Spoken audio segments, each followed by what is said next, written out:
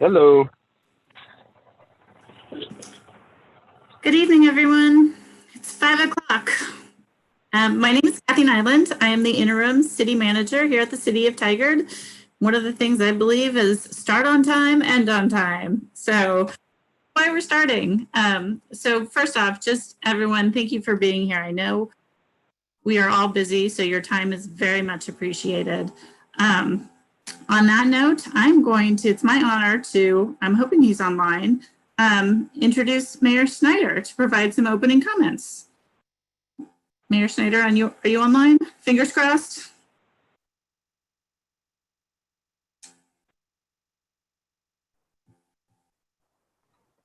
Kathy, I'm not seeing him.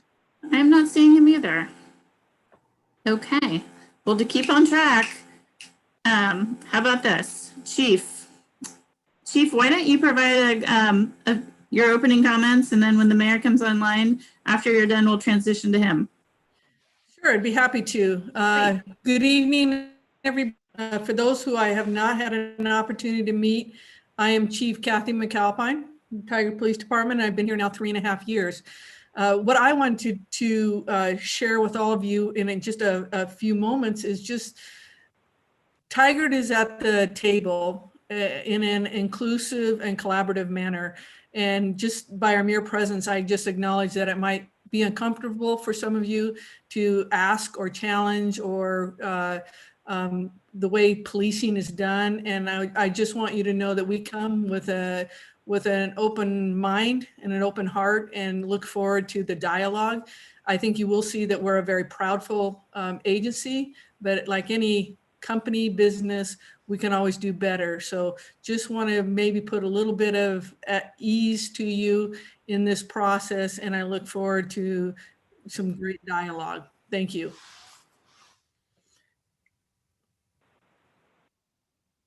And did the mayor, are you on?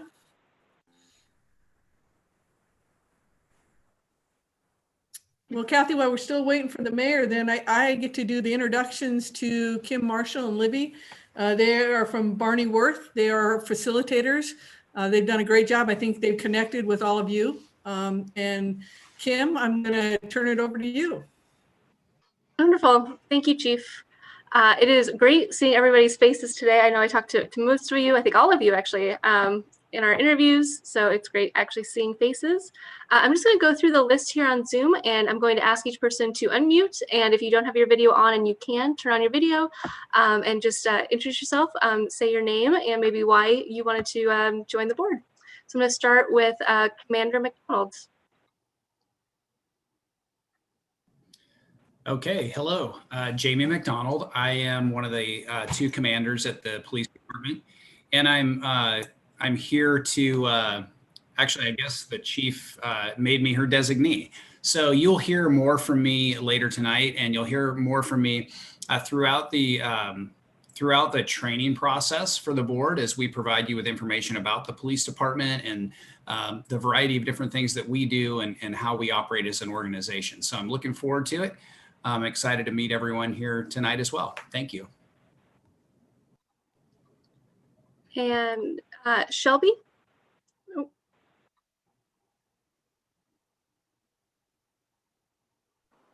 All right, there we go.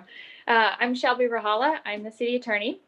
My role is twofold, I guess, both to advise the board itself as to how to comply with things like public meetings law, and we've got a quick intro on that later on, but also to give the perspective of city liability and other legal issues. So excited to be here.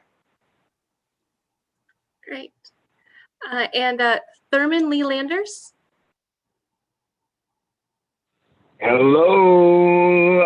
This is Lee Landers. I go by Lee by the name. I don't think I'm quite old enough to go by Thurman just yet. That's my dad's name. But I'm here because, I'm very excited to be a part of this board as I've lived in Tigard for a while, and I've noticed a lot of things, going on, plus and minus. So I'm looking forward to getting this dialogue going and giving my input and getting it all started up. Great, thank you. And Abdi? Hello, my name is Abdirahim Mahmood, but many of you guys may know me as Abdi. I am the president of the Black Student Union at Tigard High School. And yeah, I'm just here looking forward to having a conversation. Great, thank you. And Danny Rauda. Hey everyone, nice to meet you. My name is Danny Rada and I'm the Social Justice Coordinator for St. Anthony Catholic Church in Tigard. And why I'm here is because since I've been in this role for about 6 months, started the week of George Floyd's murder. And so this issue of race and policing has been at the forefront of my work and my ministry. And I was trying to be an example for my community of how you can be part of the solution. Thank you. Great. And Kim, the mayor is able to join us now. Could we give him the floor for a few minutes? Yes, of course. Let me find him on the list. There he is. Well, good evening, everyone. I'm sorry that I had a little bit of a late arrival. I was having some Zoom and calendar issues there, so sorry about that, but I want to just welcome all of you. Thank you for agreeing to put the time into improving our community in this way. I think the entire city council, the staff, and our entire community is very excited to welcome this work. And I think, frankly, the unprecedented amount of citizen input, communication, and all of your participation in the selection process for all of you really speaks to how interested our community is in this work and how critical it really is. And so I want to thank you all for agreeing to provide much of your time in service to your community. It's a very special gift that all of you are giving both the city and the future residents of Tigard and the current residents of Tigard. So thank you very much, profoundly from my heart, that you're willing to participate. I am not going to regularly attend. I think it's better if I don't. I've already had a pretty big hand in setting this process up. I don't think you need more members of the city council. Councillor Newton will do a great job representing the city council and the group, and just welcome and thank you. Thank you, Mayor. So moving to the next one, I think we're on Emilio Calderon. Hi, yeah, I'm Emilio. I'm the youth city councilor. I'm very excited to be here, and I'm so glad that I can help our community better become more equitable for everyone. Great. And Jeff Mott. Hey everybody, Jeff Mott. I grew up in the area and have lived in Tigard for 6 years now. I wanted to join this group to make a real impact on the community, more than just signing petitions and liking things on Instagram and Twitter and Facebook. So happy to be here and happy to meet you all. Great. And Jimmy Brown.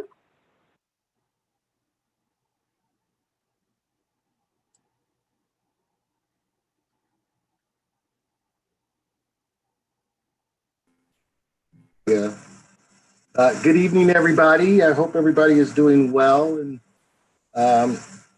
enjoying our decent weather for today.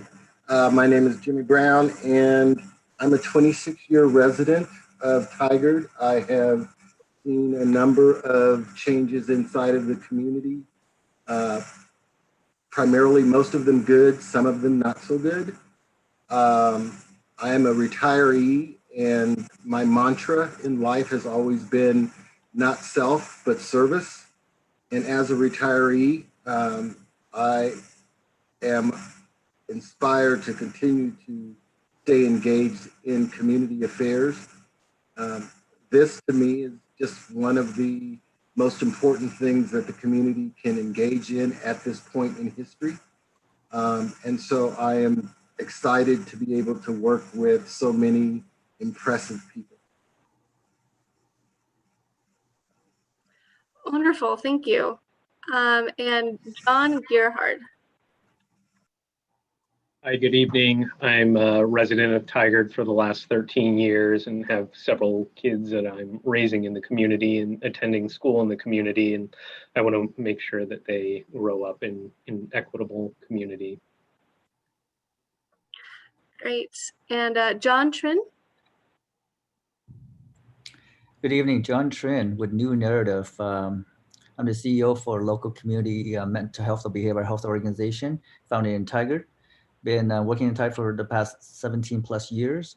I'm very interested in being part of this group to make sure that the voice of people who are vulnerable, who are disabled, who are houseless, to have a voice in this process and really to have a safe community to work and live in. So I'm very excited to be part of the group. Oh, wonderful. And Justin Lowe.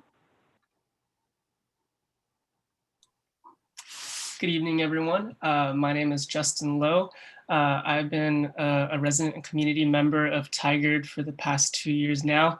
And I am very excited to be a part of this process to be able to help develop more equitable and inclusive practices around public safety so that we are making sure that everyone feels safe and included in this wonderful city.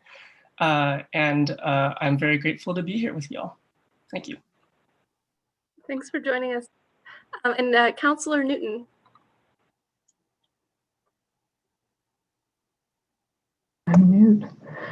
Good evening, everybody. If for purposes of this committee, I can just be Liz, that would be great. I am here representing the Tigard City Council, but I also am here to represent you, most importantly, you to the City Council. So the reason I wanted to get involved, I will be honest, is when I read all of the applications that we got from those of you that wanted to participate, I was, I'll be honest, moved to tears with the commitment that people were willing to make in this community to make our community the best it can be.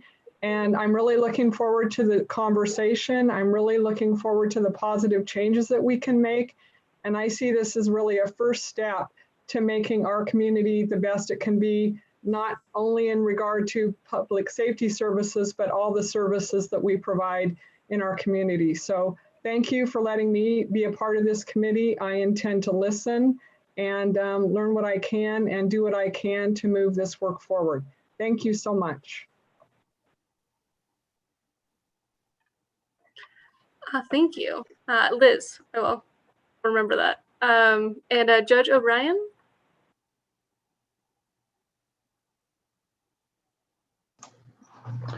Good evening, everybody. I hope you can hear me. It's a pleasure to meet everybody virtually after a few months of preparations here.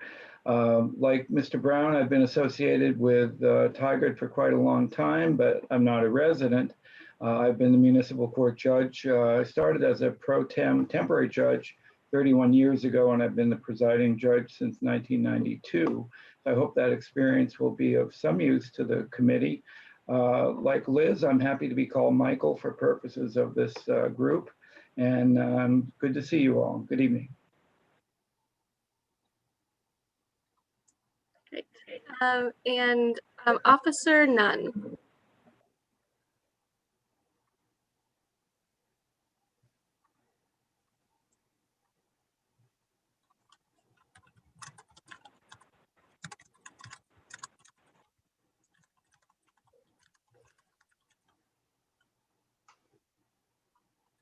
Can you guys hear me? Yep. Okay. It keeps saying that I'm muted and you're not allowing me to unmute. So I'm Nick Nunn. I am an officer with the city of Tigard. I've been an officer for going on 15 years. I'm here representing the Police Officers Association. I am the president of our police union. Great. Thank you for being here. And Patty Lofgren.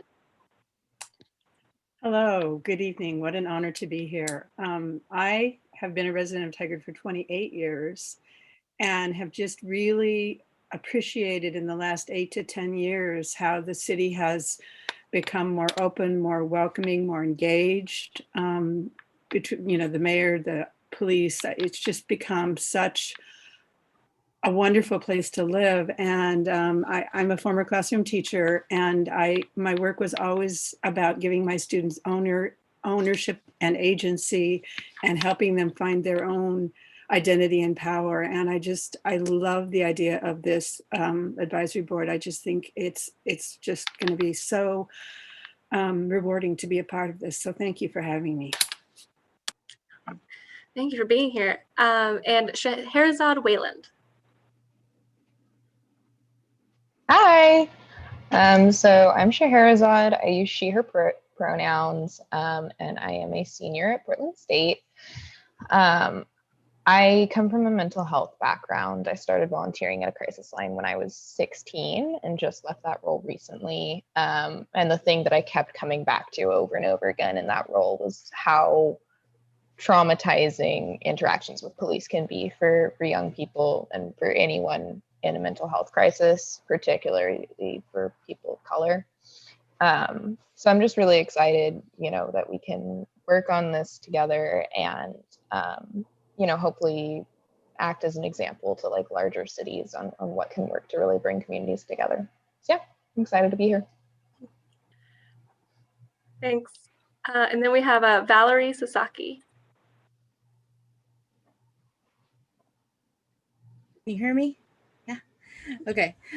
So my name is Valerie Sasaki, and I am so honored to be asked to be part of this group. I was reading through all of your bios, and you're all such an impressive group of folks that I'm really flattered to be asked to participate.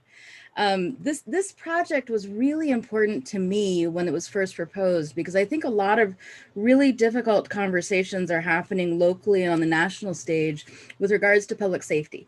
And what do we value in our law enforcement? What do we value in our mental health services? How do we adequately provide a mandate for the people that we hire to do their job, to do the job that they were hired to do? So how do we structure things in a way that is good for law enforcement, that is good for the mental health community, and good for the population? I moved to Tigard. I grew up in the area and moved to Tigard in 2003. So I certainly haven't been here as long as some of you, but I've been here long enough to see the city become, much more diverse, much younger, I think. I live right by the Tigard High School. And so it's always so interesting to me when students are actually able to attend and it's not a COVID era, to see them going to school in the mornings, because I grew up in Lake Oswego, only 3 miles away, which is considerably less diverse community. And so I'm really excited to be part of this project, and I really look forward to learning from all of you about what motivates you and what works within your communities as well. So thank you so much. Thanks, Valerie. So in addition to all of you, and I'm so grateful for all of your time this evening, we have some wonderful city employees as well as some colleagues of mine who will be along with all of us for this journey. I'd like to take a minute to introduce them. First, we've got Kent Wyatt. Yes, good evening, Ken Wyatt, Communications Manager. And it's been great working with you guys throughout the process and excited to see where this goes. So thanks for your dedication to improving the city. And Nicole Hendricks. Hey everyone, my name is Nicole. I'm the Senior Management Analyst in the City Manager's Office at Tigard, and I'm here to provide staff support. And I'm also excited to hear your opinions and ideas and thoughts moving forward. So it's nice to meet you all. Thanks, Nicole. And Libby Baki. Hello again, everybody. I'm here to help Kim. And then the co-ruler of the unmute button, Tammy Makerud. Hello, everyone. I'm co-ruler of the unmute button, and I also am a resident of Tigard. I'm really looking forward to this. We thought it would be good, given that we are in this kind of Zoom environment and it's much more difficult for people to get a chance to speak and meet one another one-on-one. We're going to do some breakout room icebreaker activities. They'll be sent to a room with 3 other members of the board. Goodbye, Mayor Snyder. You will be sent to a room with 2 or 3 other members of the board and given a question to answer, and there for about 5 minutes, get a chance to talk to each other, and then we'll do that a second time before we get into the rest of the agenda. Sound good? Yes. All right. So the first question is, in these pre-COVID times, if you can remember that far back, I have trouble. What was the last vacation that you took? And when all of this is over, what is the first vacation that you're looking forward to taking? And 1 second, I will send you all to your rooms.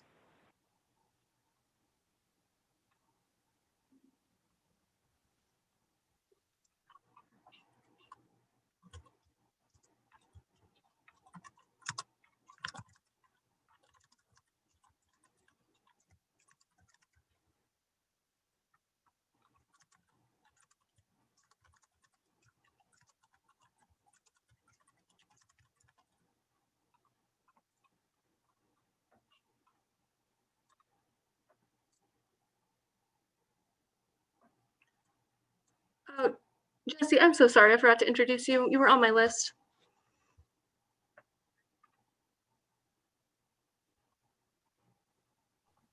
No problem. I'm having all sorts of internet issues, so I'm thinking about logging off instead of just sitting here in this really frustrating. Can you hear me okay? I can hear you. Okay, I don't, 'cause you weren't even sent to a breakout room, so that is just bizarre. no, I was, and I said not now because I was trying to get a message out. I was going to say that I was going to log off, but yeah, I'm just having issues with my internet, so I'm going to go ahead and log off. Is there a are you guys going to take notes and do a synopsis afterwards? Yes, we are also, depending on what your internet can handle, live streaming this right now to YouTube. If you go to the City of Tigard YouTube page, you'll be able to find the meeting. Perfect. I'll log in there and watch it because this is just frustrating. But thank you so much. I'm sorry you were having these problems, but good luck. No. Yeah, thank you. Bye.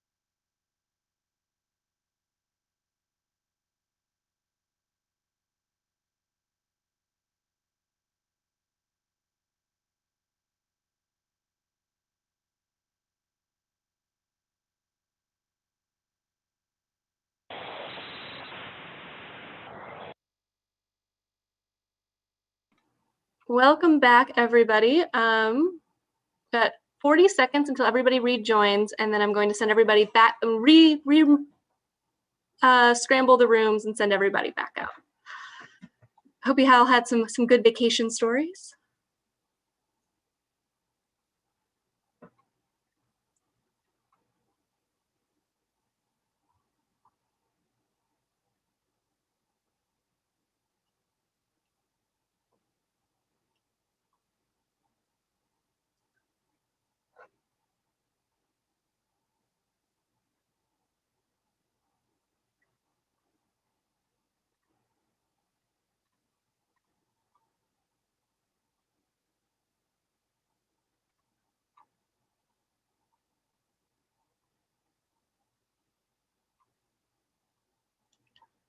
All right, so I'm gonna send everybody back up to the rooms with a different question. So the question this time is, what is your favorite meal to cook and why?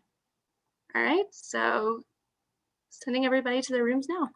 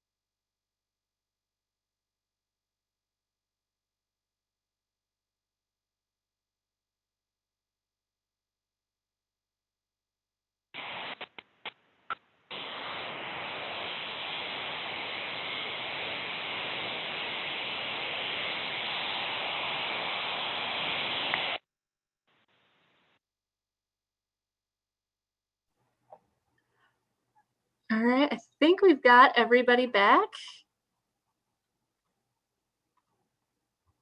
Yep. So I hope everybody got a chance to meet a little bit. I know this Zoom environment is not the easiest for that, but a chance to at least meet a couple people on the board together. And I am going to turn it over now to Shelby Rahala, who's going to talk to us about Oregon's public meeting law and how that affects this board. All right, thank you. Good evening. Again, I'm Shelby, the city's attorney. So a couple main things to highlight tonight about Oregon public meeting law.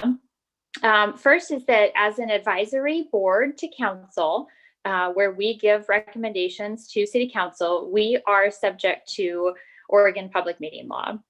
So there are certain requirements that have to be made or met in terms of notice, in terms of agenda, decision making. All of those are provided in statute. Most importantly, I think for our purposes is every decision has to be made in a public meeting. And so while going to our constituencies and going to our friends and our groups is encouraged and is something we really want to have with this group is collaboration with different members of the community. We can't be advocating for decisions in those meetings. And we also can't have more than a quorum of the membership, which as a 15-member board would be 8 people. We can't have more than 8 people talking about a decision also. So if there's an idea that people are talking about, we might have a suggestion moving forward, or there's a topic that was discussed at a recent meeting and we want to talk more about it. It's important that any discussion that will likely result in a decision happen in this meeting only, and not as a side group or not as a different conversation. So again, we're totally encouraged to go talk to people about, hey, what do you think about this idea? But just make sure it's not another board member outside of this meeting. Other things, so if there is going to be a meeting, we have to provide 24 hours notice. So that's something that the city will all take care of, but just know that it's not always that easy. If we want to have a new meeting on something, we can't just conjure it all of a sudden. We need to provide notice. Because of COVID, we are meeting remotely. The governor has an executive order that provides for that. Otherwise, we have to meet in the city of Tigard.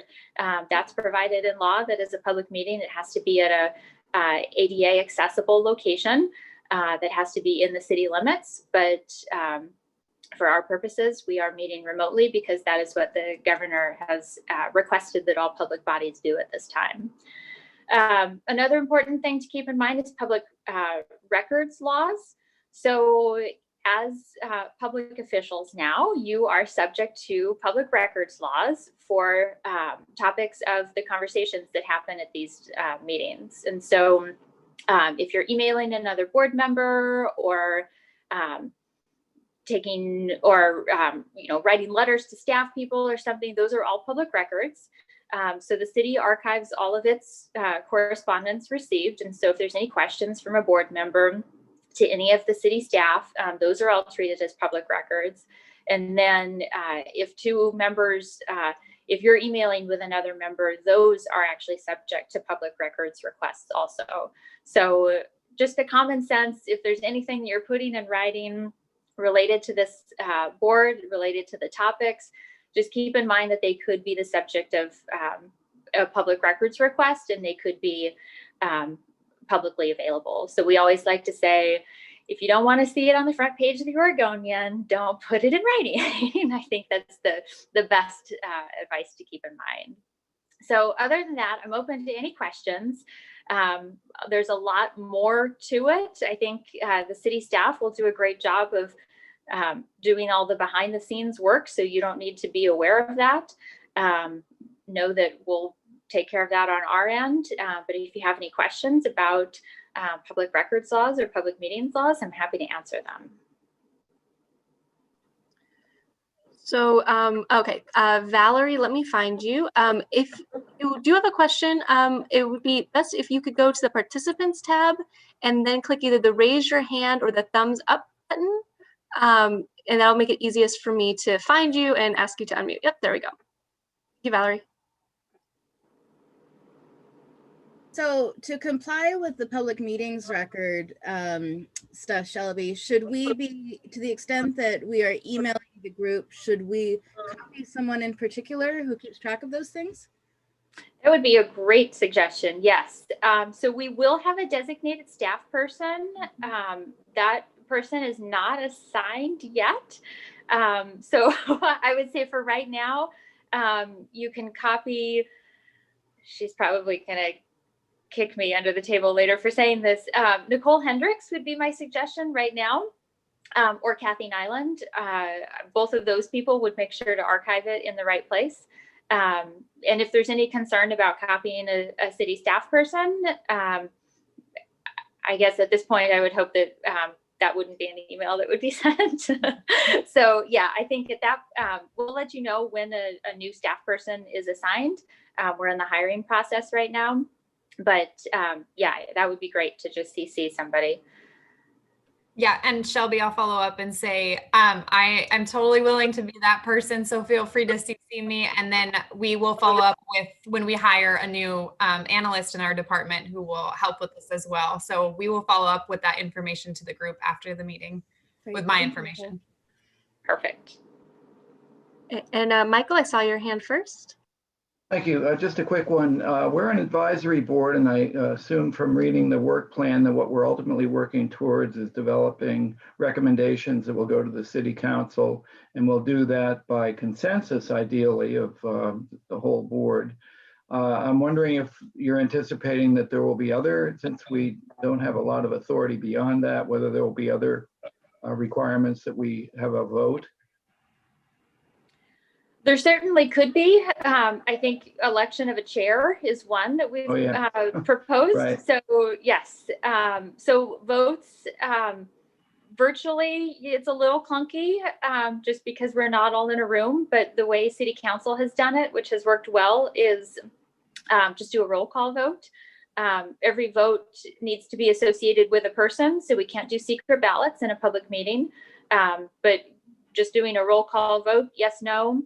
And then staff will record the decision and make sure that that's kept in compliance with public meetings laws also. And we have a question from Jimmy Brown. Thanks for recognizing. So this is part of the meetings law and public records piece. So we are living in a kind of a virtual world, and we may utilize emails and whatnot. And I'm assuming that also, in a public sense, relates to the use of text messaging. And so that leads to my next question, which is, how is the use of our personal technology, our laptops, our iPads, our cell phones, as it relates to access in a public records request?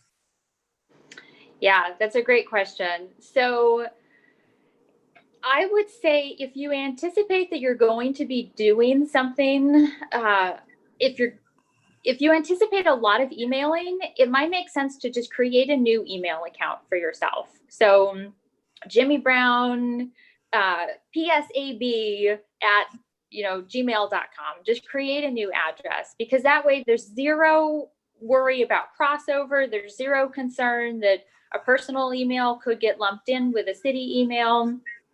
So if you anticipate a lot of emails, I would say it would make sense to just set up a new Gmail or whatever account just to keep it 100% separate.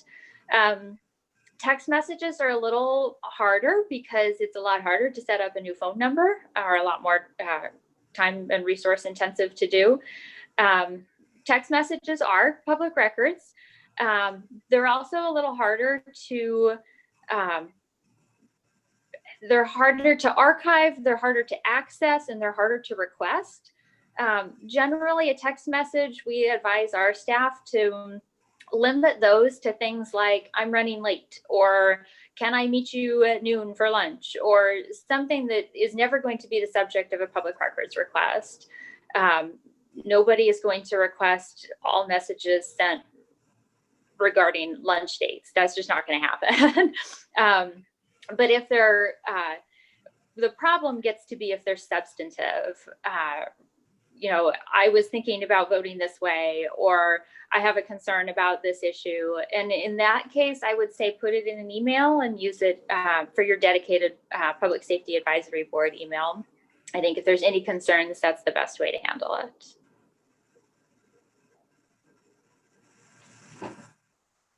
Great. Any last questions for Shelby? Awesome. Thank you, Shelby. That was really informative. Appreciate that. So before we move on to the next section of the agenda, there is going to be some discussion elements. So I want to make sure that everybody understands how to raise their hand. Is there anyone who is still having an issue with that? And I'm looking at all the videos for people struggling. Okay. Great. So during the discussion, feel free to raise your hand whenever. Tammy knows to be looking for raised hands and will just interrupt me. So we'll be good there. So let me go ahead and share my screen.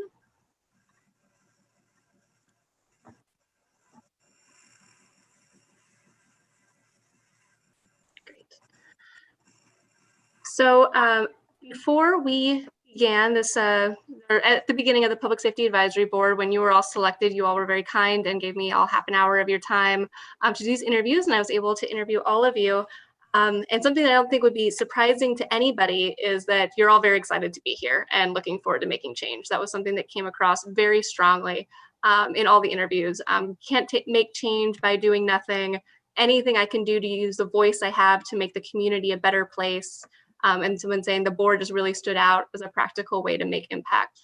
Something else that I found interesting was 7 of the 9 community board members have never served on a civic board before. However, 7 of the 9 community board members do have some personal or professional experience with police and or social justice issues. So a nice mix there. I also asked all of you about what you believed the purpose of the board was, and really a concurrent response about how it's to review the current police procedures and policies, identify any gaps, and make recommendations to the City Council. I heard from one person to engage community members and city administrators in a dialogue of how we make our city more equitable, transparent, and better for all community members. The board is to bring together community stakeholders to have a conversation about what we can do to make people feel safe and welcome here. And the role of the board is to make sure we're giving the community the voice to say, yes, you are hitting the mark or not. And if not hitting the mark, what is that expectation? How can we be doing better together, the police department and the community? Just a really kind of united front on what the purpose is that brings all of us here to this room today. Talking about going forward, again, a very kind of cohesive thought of the first 3 months that we'll be spending together will be about setting our expectations, learning how to work together, and framing the process for the Public Safety Advisory Board. And with the goal of within 1 year, having some concrete recommendations for the City Council, substantive examples of police practices that can be renewed, analyzed, and broken apart. And then members are looking forward to, I asked all of you what topics you were most looking forward to discussing. And I think I heard all of the topics amongst the 17 members, but especially heard a heavy emphasis on police training, especially police training, one person said, because that's where you're going to make change. So like I said, just a very cohesive theme as we're going through. So as part of this, myself and other members of kind of the team who's been working behind the scenes to pull this together, looked at the interview results and put together, based on what you said, a mission, vision, and values that I'd like to get your input on tonight. if this matches kind of what I was hearing in the interviews, what we saw in the interview results, and what you're feeling about how the Public Safety Advisory Board should operate. So first, the mission: to improve lived experience of all people in Tigard so that everyone enjoys the same safety and privilege through a comprehensive review of the practices and procedures in the City Police Department, municipal court, and social justice initiatives. I'd like to open it up if anybody has any comments.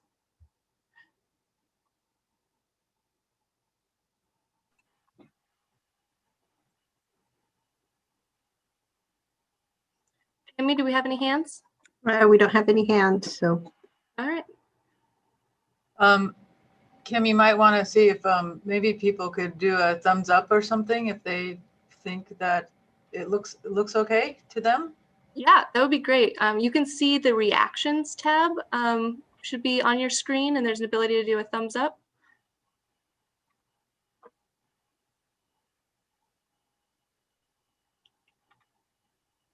I see a lot of thumbs. That's great. Great. So the vision, again, also is what I saw. If you see something that you remember saying, you probably did. Some of this was pulled verbatim. Tigard is a community where all people feel safe and believe they will receive equitable treatment from the city's public safety organizations, regardless of their race, gender, social class, sexual orientation, physical ability, religion, and other attributes. Oh, we have a question from Valerie. Sorry, I was just wondering if it makes sense to add age to that list. Definitely, that's a great feedback. Thank you.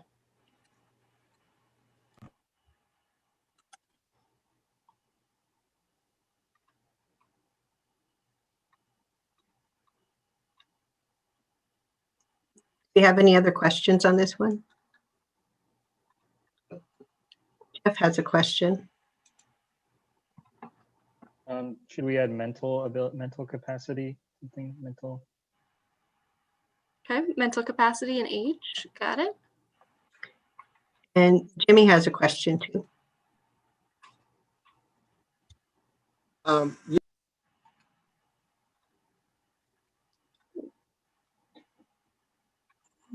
Jimmy, I think you're still muted. Hold on. Okay. Sorry about that. I was wondering if we could also add in this piece, regardless of their race, gender, social class, sexual orientation, physical ability, religion, lived experiences.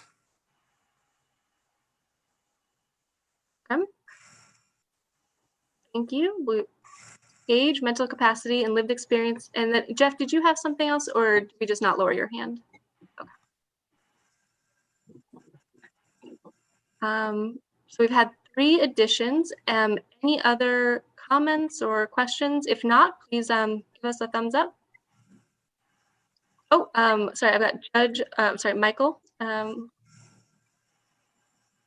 Quick question for Jimmy. I'm very intrigued by that idea. I'm just wondering what you had in mind by lived experience. I think it makes sense, but I'd just like a little more detail.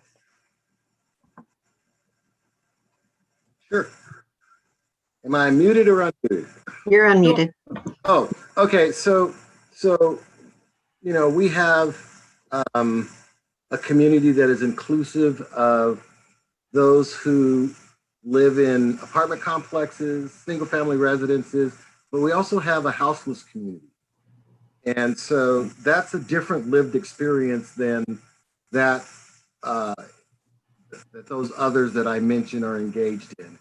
So I think that needs to be pulled out in the discussion of people feeling safe and believing that they would receive equitable treatment.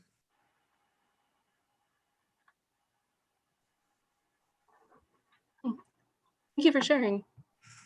Valerie has a question as well for a comment. I think that's so important. And I know that's a challenge that a lot of our residents, permanent or semi-permanent, are facing these days. I wonder if we could be specific about that. Jimmy, because I think that the housed versus unhoused challenges are very real in this area. So I'd rather us be specific about that than just say lived experiences. I agree, Valerie. That really seems to capture as much of the lived experience relative to place. Justin also has a comment.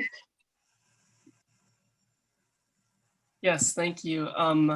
In regards to what Jimmy brought up, which yes, I am in full support of including that language with its specificity. I was also thinking about what he had touched on in terms of like all lived experiences and what that includes in terms of your social and living abilities and capacities.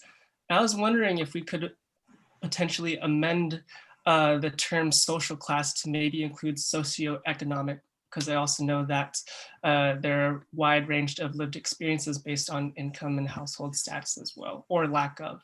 And I think that it would be wonderful to be inclusive of that as well. Yep, wonderful, wonderful feedback. We'll do that. And I see Scheherazade has her hand up as well. Yeah, I was going to add that I really like the term lived experiences. We could add like a specific mention to houselessness also, but I like lived experiences because it can cover a wide range of things that people could be discriminated or treated differently for. Like it could refer to, sex work, or they're being a veteran, or, there's just so many things that can potentially get you treated differently. And I think having it in there just kind of covers all of that. Valerie also has a comment. Sorry, you can keep me muted if I'm talking too much. So, I mean, I think that there are some things here that are immutable characteristics, right? And there are some things that are more experiential. And I think all of them are important. And is there a way to amend this to capture, the fact that there are things that are immutable and there are things that are experiential that people may be experiencing that may make them feel less safe? Or should we just amend the statement to be Tigard is a community where all people feel safe and believe that they will receive equitable treatment from the city's public safety organizations, period?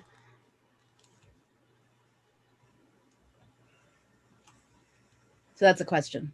And I think part of our thought was because the Public Safety Advisory Board came out of a place of, there was police brutality specifically against people of color, and that was one of the generating factors that it was important to call out, regardless of these different attributes, both immutable as experiential, as you said, but certainly open to the idea of removing the list at the end. And how.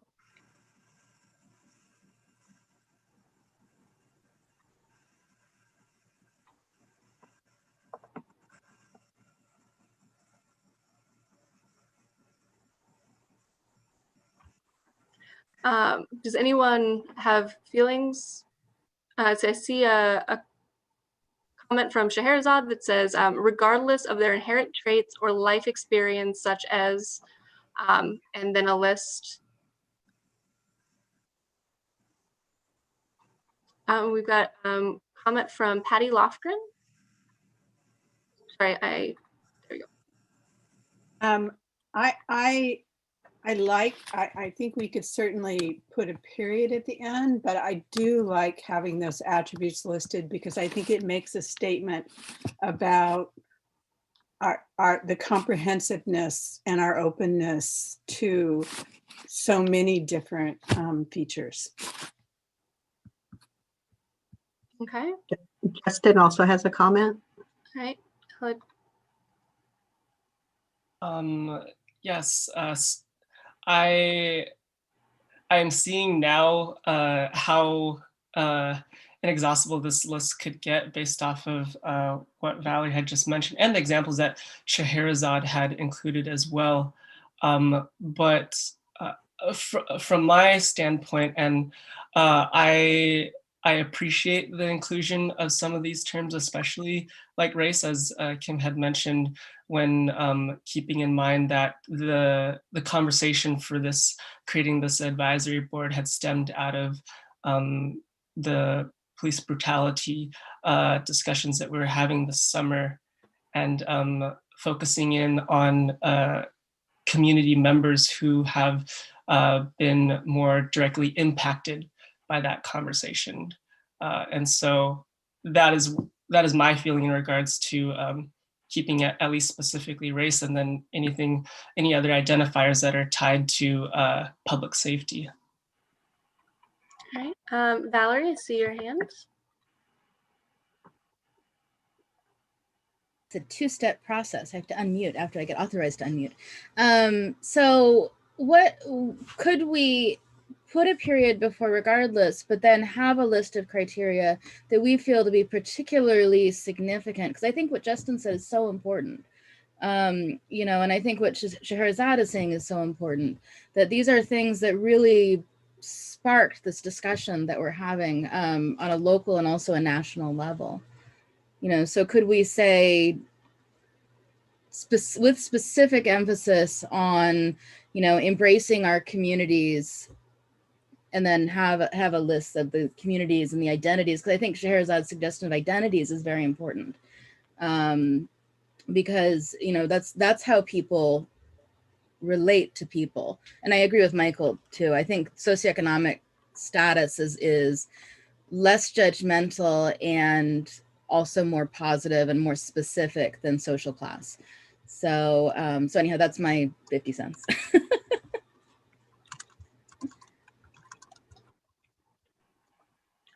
And then we have the chief would like to make a comment as well. Tammy, could you find her and unmute her? I think I can unmute myself. Oh, I just couldn't raise I didn't have the raised hand option. Just wanted to share with the group. I love the discussion. And when we were developing our new mission, vision, and values for the police department when I got here, we talked about how to be so inclusive. And at the end of the day, you know, we said that we were going to protect and serve all, because we thought we just could not list all the different variables. But at the end of the day, we wanted to do equitable policing for everyone, whether you worked, play, or live in Tigard. And so we recognized too that we really wanted to make sure we were consistent in our policing philosophy. So just wanted to share that as our current mission statement is to protect all, and then no longer defined what all meant, and left it for just anybody else who wanted to see themselves in all. So a suggestion is that we table this until next meeting. We did have on our tentative agenda to finalize the mission, vision, values in our second meeting. So take this back and rework it based on your suggestions. We're taking notes and recording this meeting, and then come to you with an updated version. Not to shorten the discussion if there's still comments to be made, but to if that sounds reasonable, can you give a thumbs up? Or if you'd like to continue discussing, please feel free to raise your hand.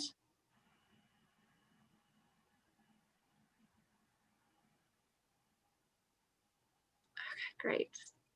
Thank you. So we'll move on to the values. We came up with 6 based on the conversations that we had. Number 1 being that we are going to listen to each other, which clearly with the mute function makes it really easy. You're kind of forced to, but at some point we may be in a room together again.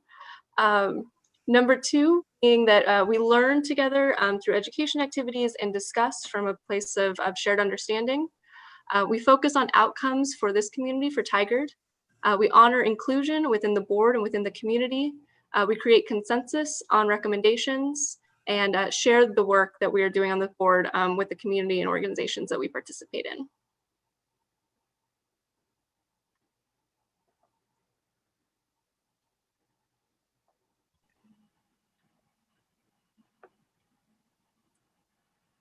Does anyone have any comments, suggestions?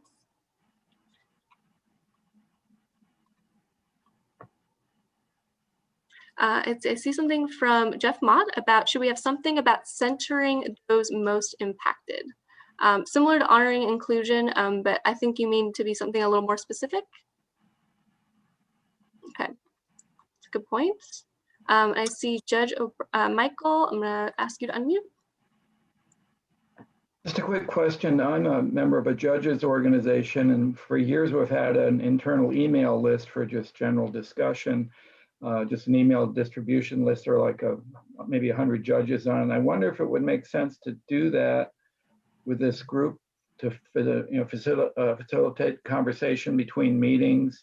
It would all be public record, presumably, but I don't know if that's something that the rest of the group is interested in, but it could be, as long as we didn't make any decisions or have a quorum in that group, it might be worth considering at some point.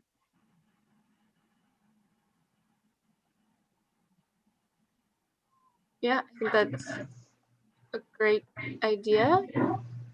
I'll facilitate discussion, unless Shelby has. Yeah, I do. I do have some concerns with that. The spirit behind public meetings law is that everything that happens in a public and open setting. And so while the emails and discussions would be publicly available, they wouldn't be, you couldn't stream live on YouTube and watch what's going on, and you couldn't come sit in a room and watch what's going on. So there's a different level of public availability.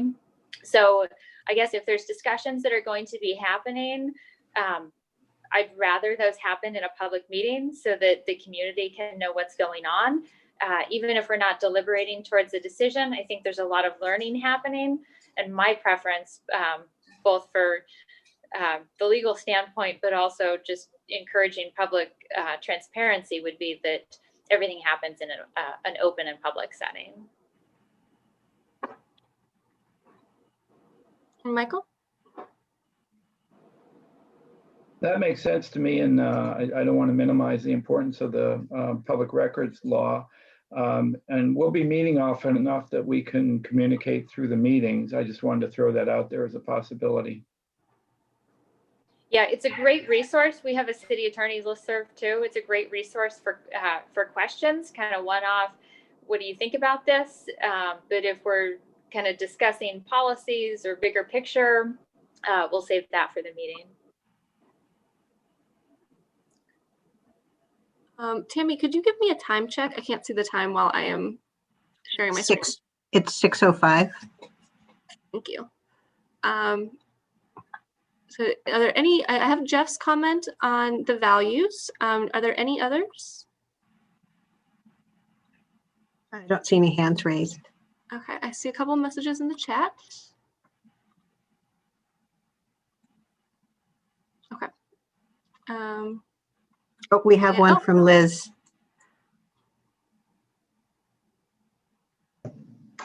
Hi, thank you. I just wanted to echo what Jeff said about thinking about centering on those most impacted. That's something for me that's really important as we move this work forward. I'm interested in everybody on the committee feeling very comfortable to say what's on their mind. But I also know for me, my lived experience is different from some of the people that are more impacted in our BIPOC community. And so, so that's important to me. So I don't know how the rest of the group feels, but I want to make sure that, that we don't lose track of that, so.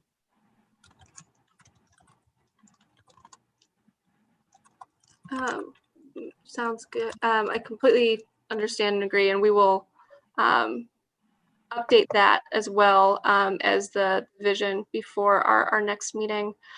We are running a little bit low on time based on what we had in our agenda. So I'm going to move forward into the draft work plan, and there's a couple topics that we should discuss, I think, in this meeting, and then we'll have others that we will discuss in the next meeting. Let's see, Jimmy, you asked a question, and if we should have those to provide our email addresses to the administrators. So administrators, so we have your email addresses. Yep. Okay.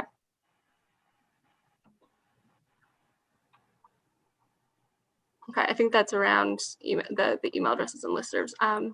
Apologize. So last Friday, everybody, I believe, received a copy of the draft work plan. As it currently stands, it's a 7-page document, kind of goes into the policies and procedures of how the Public Safety Advisory Board could work. I do want to emphasize that it is a draft. We are looking for your feedback today and in future meetings about how to structure the board and how we're going forward. This was our thoughts as a group kind of organizing this, but now it is open to you. We have tried to create a space where this is something that you can create with us as we co-create.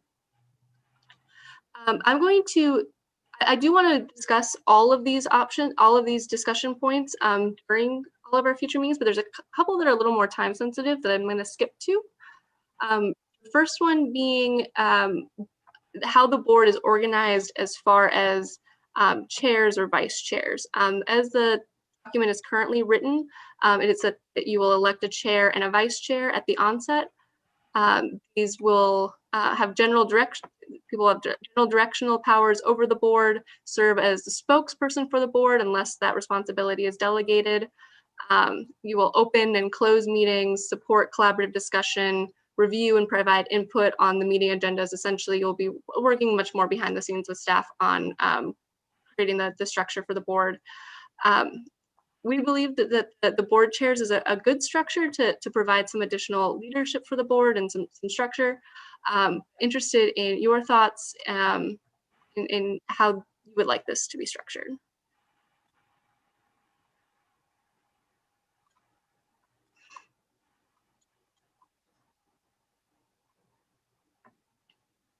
Any raised hands? If you, I see something in the chat. Board vice chair makes sense to me. Are there any alternatives? Or if you are good with board chair and vice chair, you can give a thumbs up, or feel free to raise your hand with an alternative suggestion. Oh, we have a raised hand from Shahrzad. Hi. I was just going to ask, like, I guess with the perspective that this is going to last like 1.5 to 2 years, like whether or not the chair and vice chair would serve that entire time, or if we would want to re-elect like after a certain amount of time. Yeah, that is a great point. We had not discussed that. Given that the board is a finite board of 1 year to 1.5 years, but is there a suggestion about re-electing after a set period?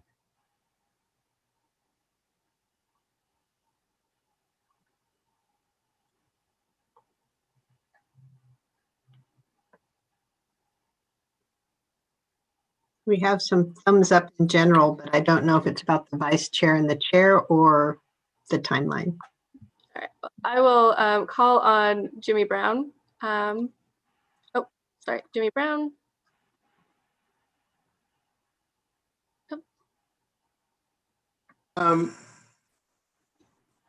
Yeah, I've participated in a number over my career, a number of different organizations and styles and processes relative to boards. And this is clearly a kind of a standard board setup in terms of having a chair and a vice chair. Just as a thought, unless it violates some type of standardized process, what's the possibility of having rotating individuals who take the lead at each meeting? And then allow all of us to gain some skill sets in working within a group. Because I kind of look at this as a way for everyone to kind of grow skill sets, to be able to take what we learn and go outside into the rest of the community. I'm comfortable with having a chair and having a vice chair. Um, but I think we have an opportunity at the same time to potentially look at different ways of how we manage ourselves. There's a thought. Yeah, and I see Danny nodding along, so I'm going to ask him to unmute. Yeah, I just totally echo what Jimmy was saying. We were on the same page. I'm an advocate for shared leadership, shared responsibility, shared power, because that gives everyone an opportunity to gain that experience, gain those skills, as Jimmy put it, but it also helps the community to meet other members of the board, you know, and so that we can make sure that everyone's voices are heard and in a visible way, right? And so maybe it's rotating every month or month and a half. I don't know. I'm that's probably the alternative that came immediately to mind to me. Yeah. Valerie also has a comment. All right, Valerie. So I love what Jimmy and Danny have just said. You know, I watched a number of the city council meetings leading up to this, and, you know, I think we have two sort of roles, right?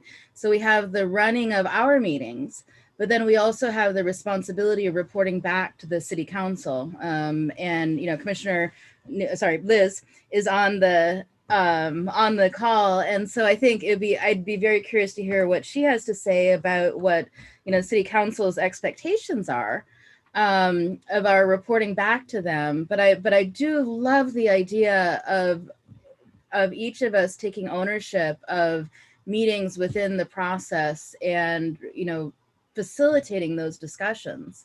And, you know, because I think that'll really encourage participation of everybody in the group. So I think those are two different things. So Liz, I have unmuted you. Thank you for that, Valerie. And I really like Jimmy Brown's proposal as well. I think it would really be a great way for everybody on the board to share in the responsibility of owning what we're coming up with, owning the recommendations. And you know, council, it was really important to council that this be a consensus-driven group. And so I think when the board's presenting to council and everybody's coming in our entirety, I think that this just a much more dynamic way to have the kinds of conversations that we're going to be having. So I'm giving 2 thumbs up, you know, on the idea of having some shared responsibility. I think this board lends itself well to that. So thank you. Emilio's had his hand up for quite a while. Sorry, Emilio. Yeah, I just wanted to say I would agree. Shared responsibility is good. As a member of council, I would also like to see the most amount of people from this board coming to present to us. Only thing is that since it's like only a monthly or bi-monthly meeting time, just doing like 3 to 4 months or a little bit longer than 1 month, because I don't think it would make sense to have a person lead a meeting for 1 to 2 meetings. But shared responsibility seems like a great idea. All right, and Abdi. One of the things that I want to talk about is not really the shared responsibility aspect of it, but it's also playing to our strengths.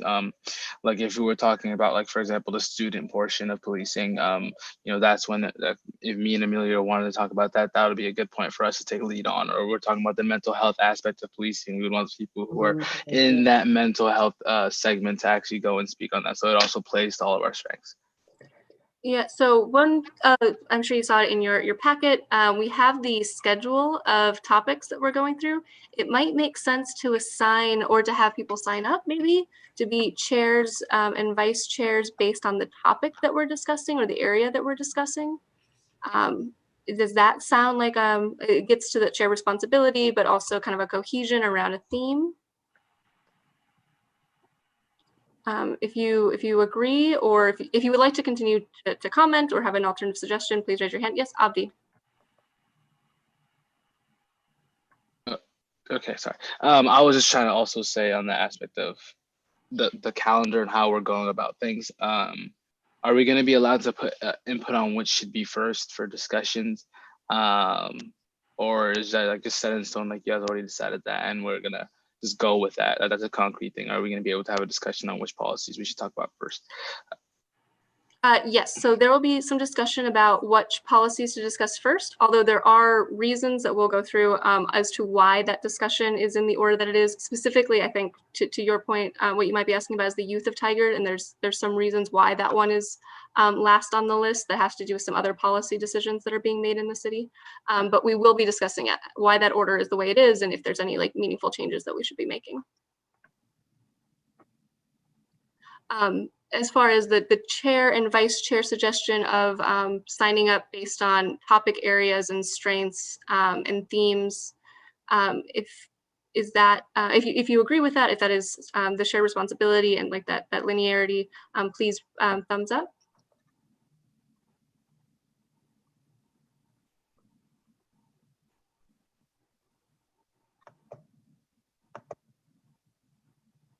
Okay. So similar to the vision and values discussion, we'll go back to the draft work plan and rework that to have the chair and vice chair. I do have one last topic. We're running very short on time that I would like to discuss before we break for this evening, which is the frequency of meetings. So it's here highlighted. Meetings will be frequently 90 to 120 minutes, but the frequency, whether monthly or bi-monthly, I would really like so we can start planning for the new year. Valerie? So I think in order to keep momentum going, it's probably important to do this at least monthly. And that way everybody will get a chance to talk as well. So that would be my suggestion as far as frequency. All right, so at least monthly. How about twice a month, like every other week? Yes, Amelia?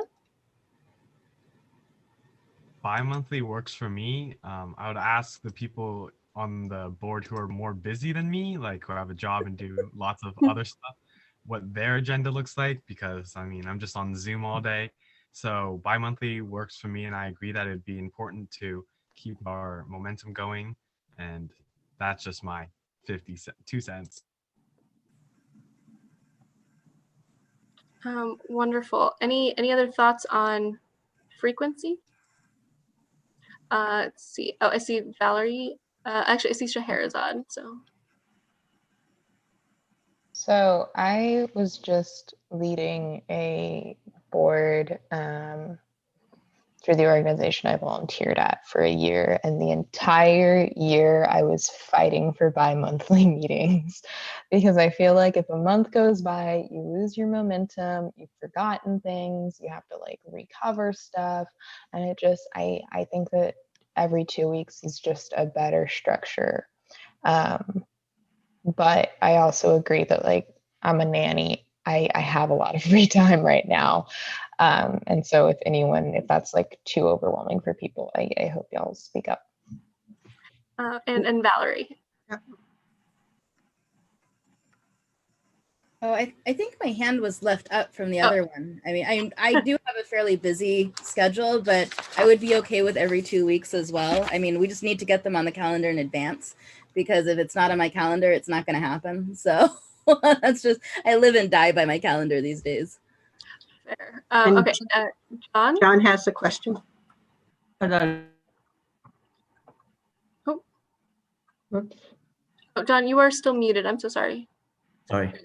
I was going to say, in terms of, I think this is an important topic. If the duration is a year and a half, a commitment to this important topic is dedicate some time that we need to dedicate to meet. So I think bi-monthly is fine. If everyone is okay with bi-monthly, it sounds like that seems to be the consensus. Please give a thumbs up.